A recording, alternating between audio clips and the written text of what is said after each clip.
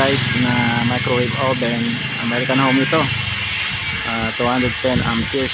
So problema niya ay hindi siya umiinit, tapos nag-i-spark pagka pina-power on. Ayan, hindi rin gumagana yung fan, hindi umiinit.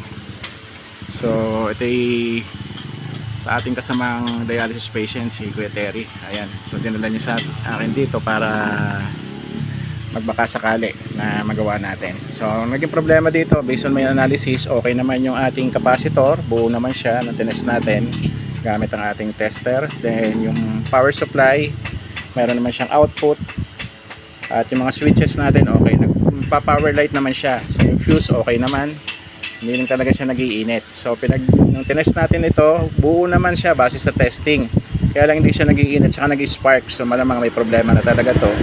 So ang ginawa natin dito ay umorder tayo ng bago. So ito actually, ito na yung nakakabit, yung bagong dating. So ito yung pinalta natin na sira. So kalimitan kasi guys, pagka hindi umiinit ang ating microwave, kalimitan ay ang nasisira talaga itong Megatron. So itong Megatron kasi is ay high voltage. So umabot ito ng 2000 volts. At siya yung nagbibigay ng init sa ating microwave oven. Okay, so tinesting na natin kanina. So uminit naman. Ito, ayan o. Doon sa timer natin, number 1 lang. Pero kumulo na siya. Uminit yung, hindi naman siya kumulo, mainit na siya. So sandali lang yun, wala pang 1 minuto, uminit na siya.